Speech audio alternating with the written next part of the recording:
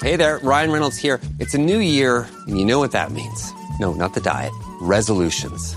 A way for us all to try and do a little bit better than we did last year. And my resolution, unlike big wireless, is to not be a raging and raise the price of wireless on you every chance I get. Give it a try at mintmobile.com/switch. $45 upfront payment required, equivalent to $15 per month. New customers on first 3-month plan only. Taxes and fees extra. Speed slower above 40 gigabytes on unlimited. See mintmobile.com for details. This episode is brought to you by Unstoppable. Discover the inspiring true story about Anthony Robles, who defied every expectation to become a national wrestling champion in Unstoppable, a new original movie from Amazon MGM Studios and director William Goldenberg, evoking the excitement and camaraderie of classic sports dramas and thrilling wrestling matches. Unstoppable features an all-star ensemble cast, including Jarrell Jerome, Jennifer Lopez, Don Cheadle, Michael Pena, and Bobby Cannavale. Watch Unstoppable now, exclusively on Amazon Prime Video. This episode is brought to you by Allstate. Some people just know they could save hundreds on car insurance by checking Allstate first. Like you know to check the date of the big game first before you accidentally buy tickets on your 20th wedding anniversary and have to spend the next 20 years of your marriage making up for it. Yeah, checking first is smart. So check Allstate first for a quote that could save you hundreds. You're in good hands with Allstate. Savings vary. Terms apply. Allstate Fire and Casualty Insurance Company and Affiliates. Northbrook, Illinois. Build a routine with Ollie that supports your wellness needs, like getting your daily vitamins and minerals with Ollie's multi-gummies, or keeping your mood upbeat with all the vitamin D in Hello Happy. Give your gut health some support with probiotics, and wake up feeling refreshed after taking Ollie Sleep. Do wellness on your terms. Find Ollie at a Walmart or Target near you, or at ollie.com. These statements have not been evaluated by the Food and Drug Administration. This product is not intended to diagnose, treat, cure, or prevent any disease.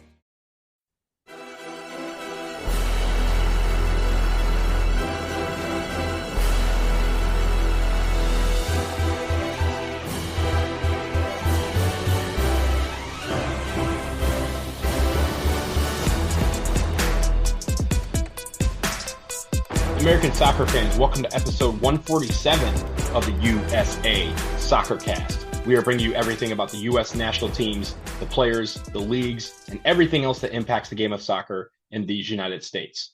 I'm Donald Wine. On our last episode, we discussed the men's January camp and the 2025 calendar for the men. This time, the focus is on the United States women's national team as they enter 2025 with their own annual January camp. It's the first set of U.S. women's national team events for the year. And like Mauricio Pochettino on the men's side, it is the first January camp for head coach Emma Hayes on the women's side. And it's always interesting to see how new coaches treat January camp. Before we get to how Emma Hayes is approaching this, we should note that this is a bigger camp than normal for the United States women's national team. That's because there are technically two camps combined into one. The senior team have their January camp with 25 players, and there is also a futures camp that consists of U23 players that represent what the future of the WNT could look like. There are no matches for this camp, which is a departure from normal. It's outside of a FIFA international window. But with most of the main group of players based in the NWSL, it's always a thing for the United States women's national team to play matches against other teams. In some years, it was even an international window where they could line up a friendly against just about anyone. And to start, we have to talk about the camp because the camp was also supposed to take place in Carson, California. But due to the devastating wildfires that are ongoing in the LA area, the camp was moved to Fort Lauderdale. And of course, we're all heartbroken at the damage that has been done as a result of those wildfires. I hope everyone in LA continues to remain safe and out of harm's way, and that the weather allows for those brave firefighters to contain the blazes. It's a scary situation. I know people who have been evacuated. I know a couple even who have lost their homes and are having to be displaced and have to essentially start over. It's something that I hate that people have to do, but I send them the love and the strength to rise up through everything. Stay strong, everyone, because this is a tough time and we can get through it. But as citizens, as humans, we should get together and make sure that we lift each other up. Because of those wildfires, obviously, this camp and the futures camp were moved to South Florida. And a week or so ago, Emma Hayes had a press conference to introduce the January camp roster and to answer questions. And I was able to ask her a question about her approach to January camps in general.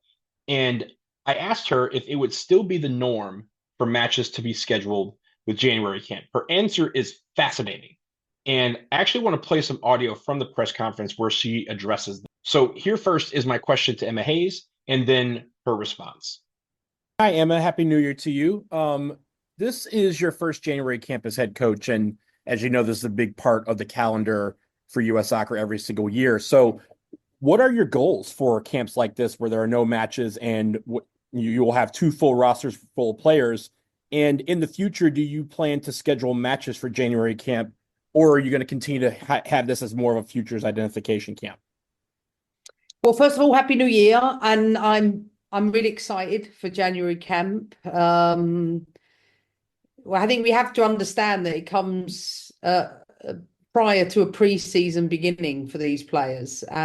So, some of the players are now growing accustomed to playing sort of 10 months, maybe 11 months a season. So my big message to the players in the off season was you need to take a break. It's so important. So the last thing you do when you've had a break is come back in and go from 0 to 1,000. So we will treat this week of camp very much like week 1 of pre-season. And that's something we have shared across the NWSL, where we will train a single training session a day, with all of the training sessions in and around the WNT methodology and our playing principles. But it gives us a chance right at the beginning, not only just to go through sort of the medical, the physical screenings, just to give to know where the players are and what their baselines are, but just to have a week's training to really deepen the very things that we haven't actually had a lot of chance to do. I've said this so many times to people. I'm doing the job the other way around. I have 75 days in Olympics, and now I'm getting the opportunity to build the program and develop the playing pool. So January camp is beyond week 1 of pre-season, an opportunity to deepen the connections, the communications in our playing style, and to do it in a way where we don't have a pressured game come the end of the week. No, there's no plans for there to be games in the future. It's not a FIFA window. But I do think, knowing that the FIFA calendar has shortened, so we have one less window every year, it is a great opportunity to have a look at players, not just as WNT roster, but the futures roster that I don't necessarily have a lot of knowledge on. So I'm very excited for that. On top of that, we have all the YNT staff in. They will be supporting WNT staff, and we will use it as an opportunity. We're launching the strategy, the WNT strategy, for 27 and beyond. So this is an opportunity for staff to come together, somewhere close to 50 plus players across different age groups. And I think this is really the last window, really, where I expect that I would have seen, the vast majority of the playing pool that's available to me. So for those reasons, I'm very, very excited for it. So that answer is probably the most thorough, thoughtful answer a coach has given to one of my questions. I'm thankful to Emma for that and her explanation of everything. Let's examine some key points that she raised in her comments. The first thing that I took that note of was the big message was for all these players was to take a break. We have had players who are essentially, because of COVID and everything that has transpired since then, they've kind of been playing nonstop essentially for 4 years. And so a lot of these players were breaking down because they never got a break. And so her answer was to go on vacation. We've seen a lot of our players who were engaged get married. Congratulations to all of them. But they were able to, take a break, relax, rest up, heal, recover from some of the injuries, whether they're nagging or serious. And for some of them to even make moves to other teams and kind of get a fresh start.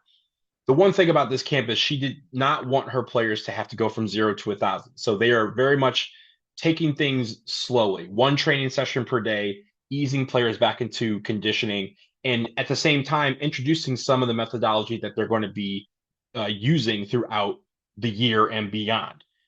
there hasn't been a lot of opportunities for Emma Hayes to build the program and develop the playing pool. She mentioned that it kind of happened in reverse from what she wanted. We first had to build up for the Olympics very quickly, and then now she's developing the program instead of the other way around.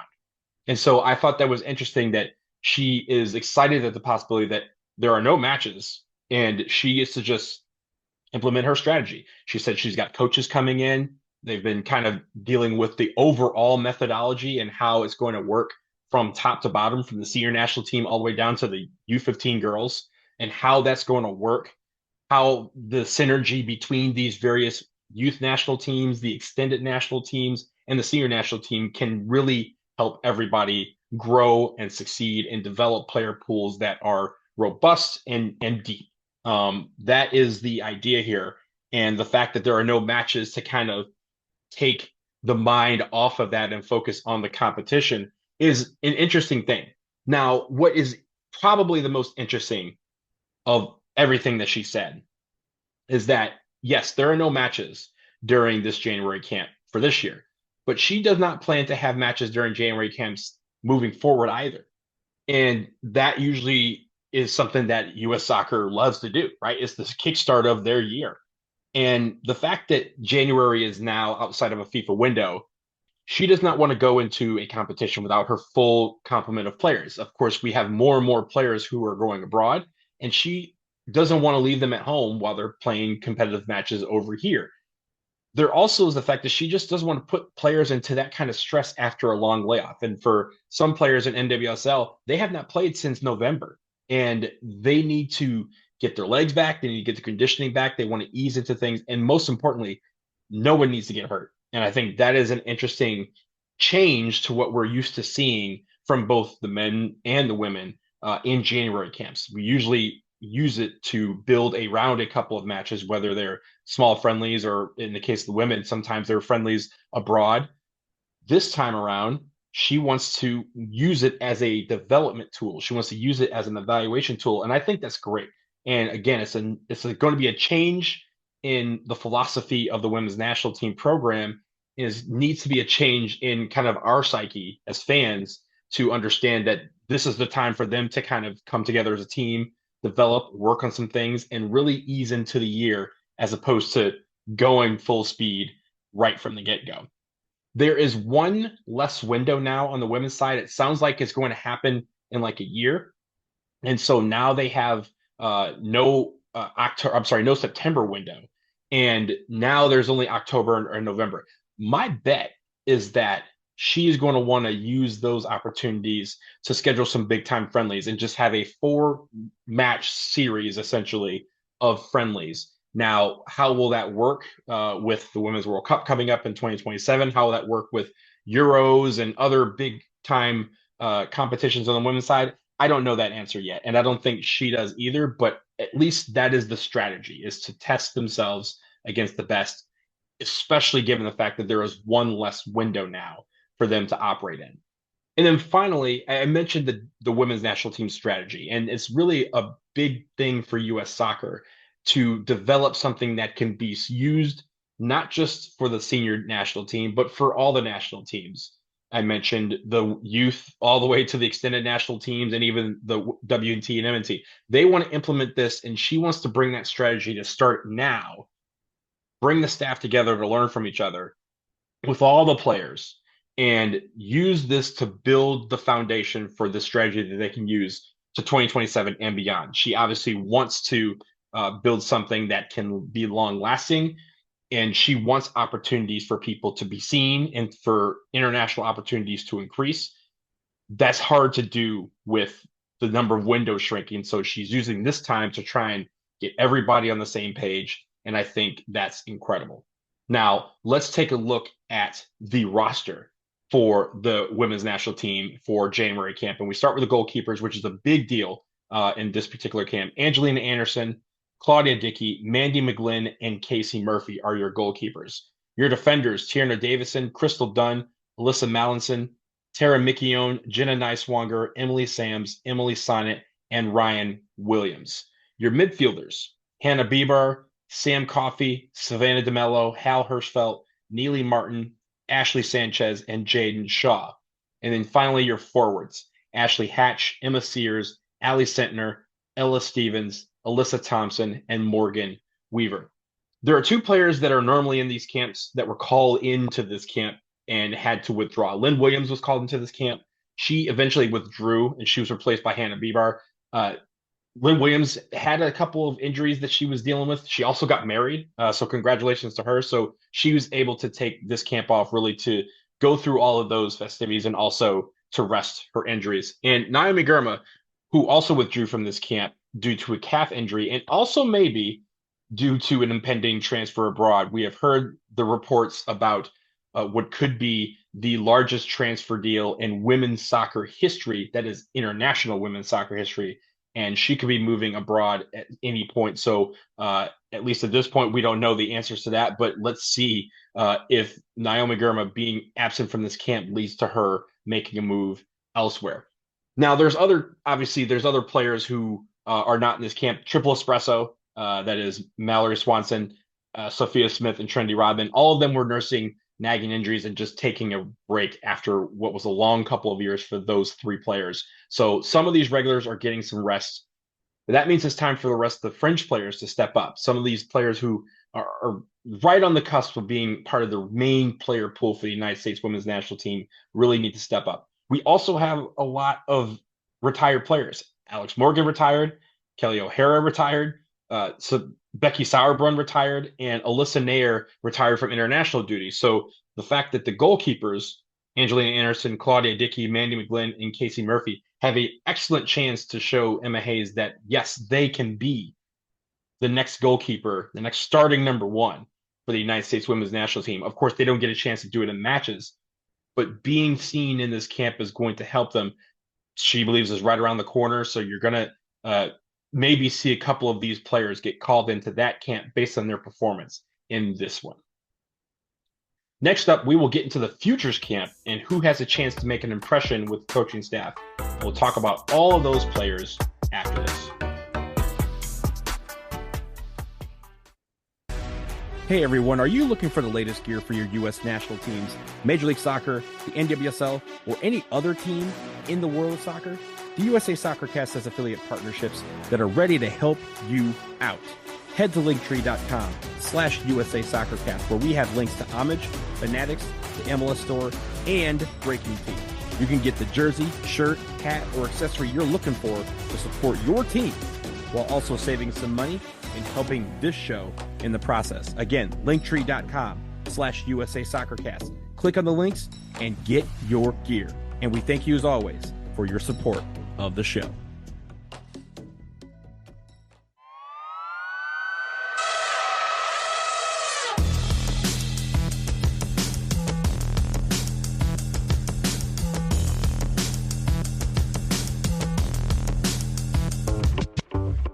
We're back, and in addition to the U.S. Women's National Team January camp, as I mentioned, there is also a futures camp that is operating at the same time alongside them. And the reason for this is, first of all, is for evaluation.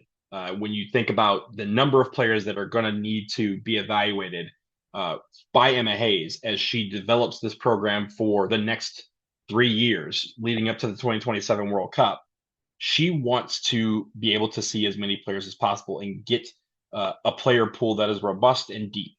And she also mentioned in her press conference last week that she wants an active U23 team. And she said, basically in quote, paraphrasing her a little bit, the fact that we have less under 23-year-olds playing on a regular basis amongst top nations than anywhere else, we need to bridge the gap. When you consider how little programming some players have actually had, I almost feel like we've had a little bit of a lost generation that might not have had some of the exposures that some of the top nations have. We can't wholeheartedly just rely on domestic play, end quote. And I think that's very interesting because on the men's side, obviously, the U23s get some burn, especially around the Olympics, because that is the team who largely comprise an Olympic roster should the United States make it. Of course, they did in 2024 for the first time in 16 years. But on the women's side, you don't get that opportunity. The Olympics is the senior national team. The World Cup is the senior national team. There's no U23 World Cup or there's no real U23 competitions on this side of the world. that they get a chance to participate in. And so she's looking to create that opportunity for them to get international opportunities, especially considering the fact that more and more younger players are making the national team, the senior national team, thus kind of limiting the number of players who can break into that group. This is an opportunity for the United States Soccer Federation to really get behind developing a program, getting coaches in, getting players in, and giving them some competition to play against.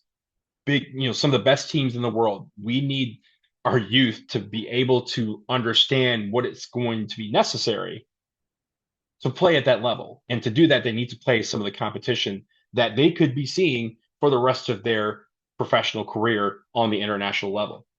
So I think it's fascinating to, one, have this camp, but also to try and really revitalize a U23 program on the women's side to understand how they can get more opportunities for programming for these players. Now, let's look at the Futures Camp roster, because there's a lot of players on here. There's a couple you may have heard of, but there's a lot of these players who, if you are not familiar with the NCAA college scene, you probably have not heard a lot of these players. Let's start with the goalkeepers. We have Jordan Brown, who comes to us from Georgia, Mia Justice from the Utah Royals, and Niku Purcell from Brooklyn FC in the USL Super League.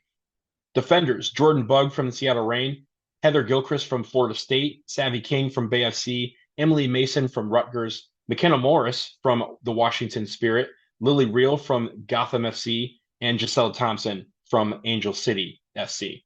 Now, let's look at the midfielders. Taylor Huff from Florida State, Claire Hutton from the KC Current, Riley Jackson from North Carolina Courage, Ainsley McCammon from Seattle Reign, Young McCormick from Florida State, and Lexi Massimo from the University of Texas.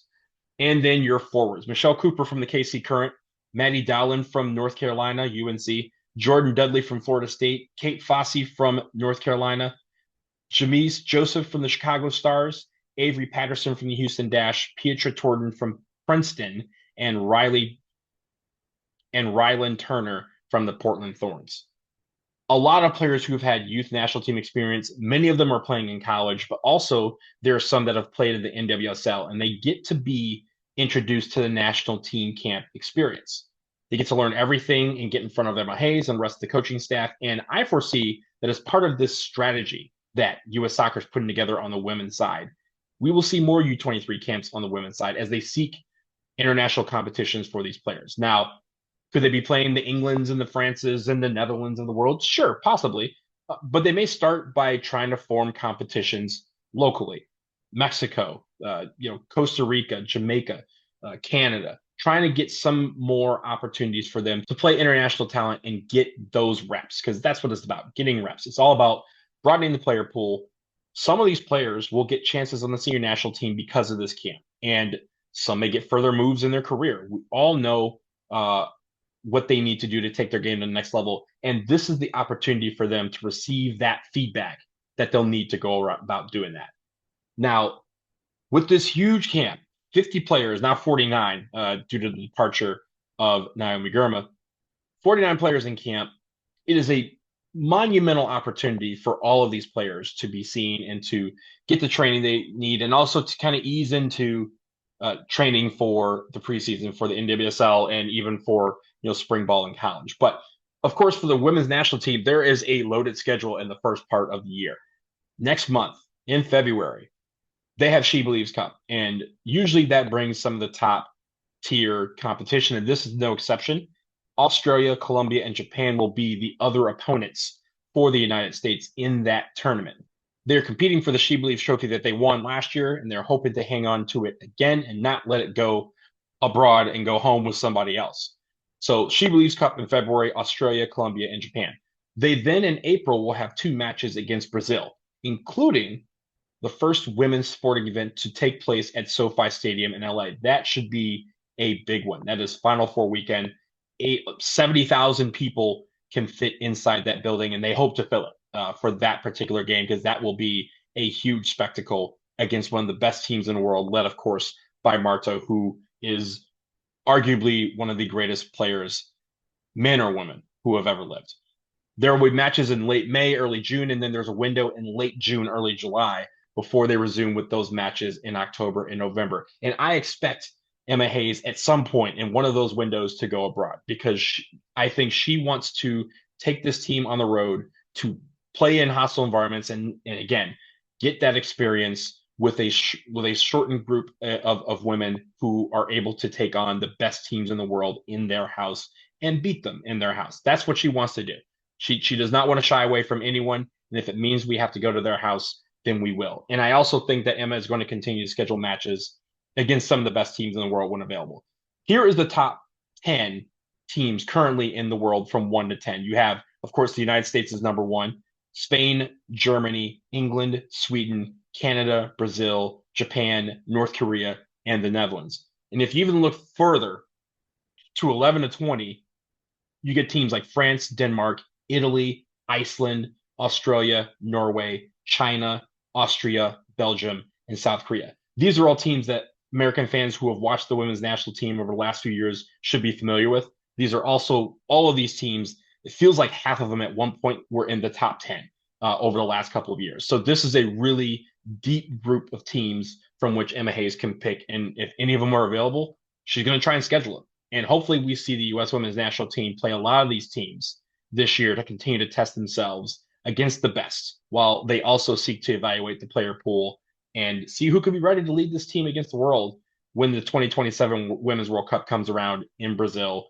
That will be a fun one. I hope to be there for that one for the whole time, and hoping to bring all of you along for the ride. But that will do it for episode 147 of the USA Soccer Cast. Thank you so much for listening. Remember to follow us on Blue Sky, Twitter, and we are on YouTube as well. On all those social media platforms, find us at USA Soccercast. Subscribe, rate, and review our episodes. It really helps, and it's greatly appreciated. Don't forget, we have affiliate programs with a ton of places to get you the gear you love and help you travel to see your favorite teams play or watch them from the comfort of your home. Head to our Linktree, linktree.com/USA Soccercast to learn more. Click the links to all of those sites and our stimulus store and support the show in the process. We'll talk to you again soon, y'all. Peace.